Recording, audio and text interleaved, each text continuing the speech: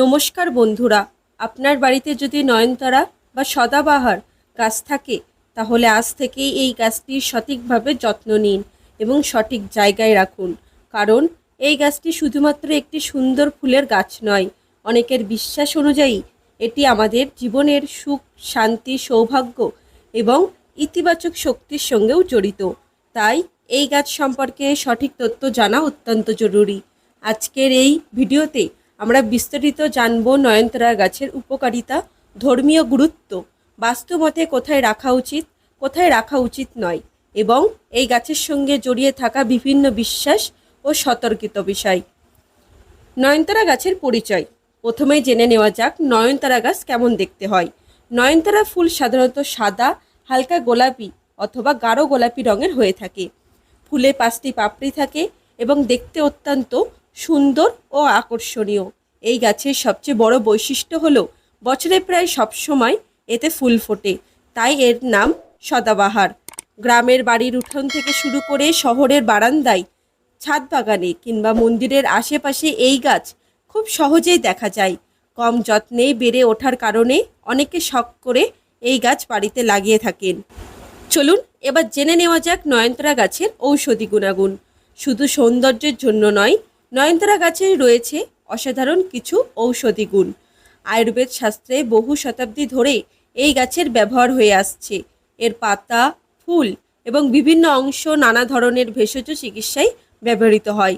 অনেকের মতে নয়নতারা গাছের পাতা ও ফুল ডায়াবেটিস নিয়ন্ত্রণে সাহায্য করতে পারে, আবার এর কিছু উপাদান রক্তচাপ কমাতেও সহায়ক বলে বিবেচিত হয়। আধুনিক চিকিৎসা বিজ্ঞানেও নয়নতারা গাছের বিশেষ গুরুত্ব রয়েছে। এই গাছ থেকে প্রাপ্ত কিছু উপাদান ক্যান্সারের নির্দিষ্ট ওষুধ তৈরিতে ব্যবহার করা হয়। এছাড়া চোখের জ্বালা, চর্মরোগ, জ্বর এবং হজমের কিছু সমস্যার ক্ষেত্রেও এই গাছের ব্যবহার সম্পর্কে বিভিন্ন প্রাচীন গ্রন্থে উল্লেখ করা যায়।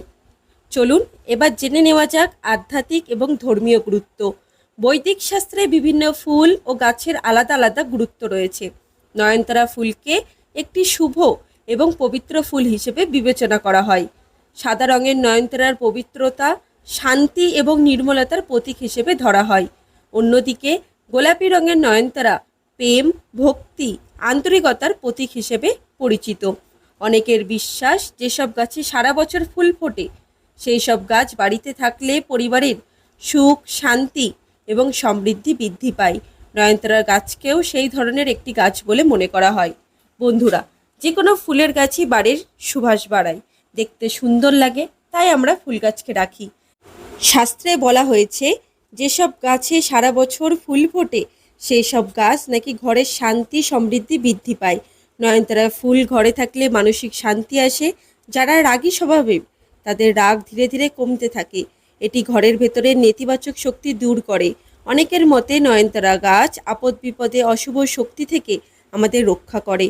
রাতে নয়নতারা গাছের কাছে বসলে মন শান্ত হয়, স্থির হয়, মেডিটেশন করতে সুবিধা হয়।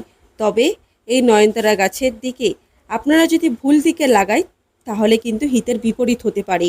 অর্থহানি হতে পারে, গৃহের মধ্যে অশান্তি বেড়ে যেতে পারে। সঠিক জায়গায় নয়নতারা গাছ বা সদাবাহার গাছ না থাকলে এর কিন্তু কুফলও রয়েছে।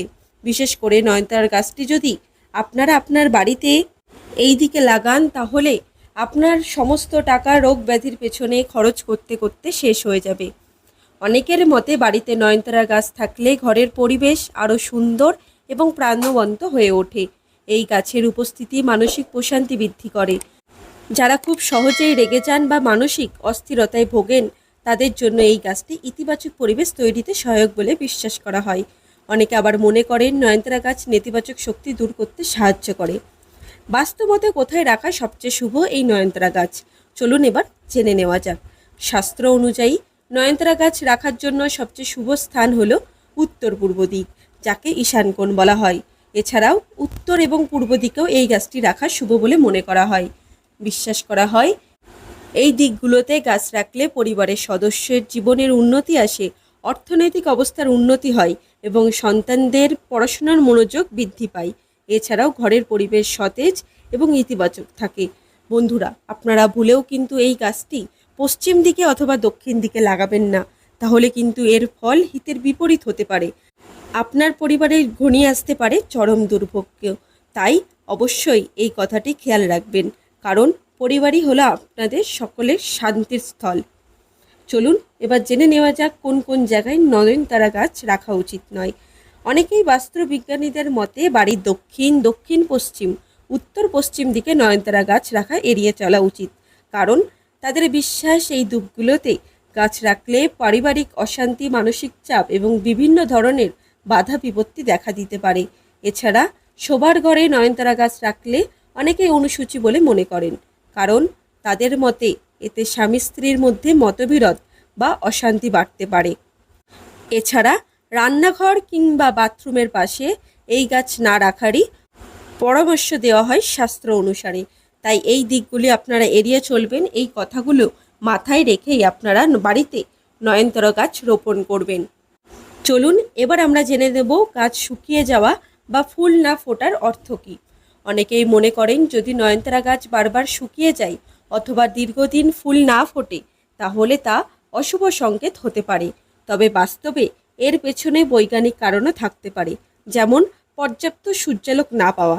মানে আপনি যেখানে এই গাছটি রোপণ করছেন সেখানে যদি পর্যাপ্ত পরিমাণ সূর্যালোক গাছ না পায় তাহলে সে তার খাদ্য প্রস্তুত করতে পারবে না, তখন সেই গাছটি ফুল নাও দিতে পারে, গাছটি শুকিয়ে যেতে পারে। দ্বিতীয়ত, অতিরিক্ত বা কম জল দেওয়া। আমরা সকলেই কম বেশি জানি যে গাছে অতিরিক্ত পরিমাণ জল দিলে বা কম পরিমাণ জল দিলে গাছটি মারা যায়। তাই আপনারা গাছে পর্যাপ্ত পরিমাণে জল দেওয়ার চেষ্টা করুন গাছটি সতেজ রাখার জন্য। মাটির পুষ্টির অভাব। অনেক মাটিতে কাঁকড়ের পরিমাণ বেশি হয়, তাই সেই মাটিতে এই নয়নতারা গাছ বেড়ে উঠতে পারে না। আপনি লক্ষ্য করবেন যে আপনি যেখানে এই গাছটি রোপণ করছেন সেখানে কেমন ধরনের মাটি, এটি দেখে তারপরে আপনারা গাছটি রোপণ করবেন। এছাড়া যদি আপনার ওখানে ভালো মাটি নাও হয় তাহলে আপনারা গাছের গোড়ায় গোবর সার দেওয়ার চেষ্টা করবেন। এটি যে কোনো গাছের মান উন্নয়নের জন্য খুবই গুরুত্বপূর্ণ। চতুর্থ হলো রোগ বা পোকামাকড়ের আক্রমণ।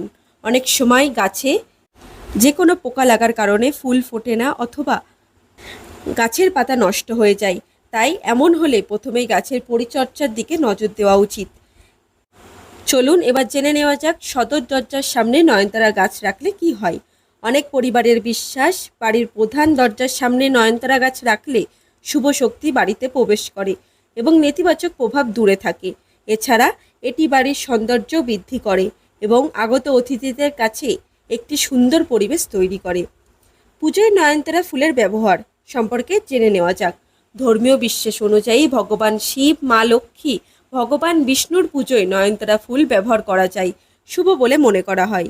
বিশেষ করে সোমবার শিব পুজোয় এবং বৃহস্পতিবার লক্ষ্মী পুজোয় এই ফুল নিবেদন করলে দেবতাদের আশীর্বাদ লাভ হয় বলে অনেকে বিশ্বাস করেন। নজরদোষ ও লোকবিশ্বাস। গ্রাম এলাকায় দীর্ঘদিন ধরে একটি বিশেষ প্রচলন রয়েছে যে তুলসী, অপরাজিতা এবং নয়নতারা এই তিনটি গাছ একসঙ্গে বাড়িতে থাকলে ইতিবাচক শক্তি বৃদ্ধি পায়। অনেকেই নজরদোষ কাটানোর উদ্দেশ্যে নয়নতারা পাতা জলে ভিজিয়ে সেই জল দিয়ে স্নান করেন, যদি এর বৈজ্ঞানিক প্রমাণ নেই। তবুও এটি বহু মানুষরা দীর্ঘদিন ধরে লোক বিশ্বাসের একটি অংশ, যেটি প্রাচীন কাল থেকে চলে আসছে।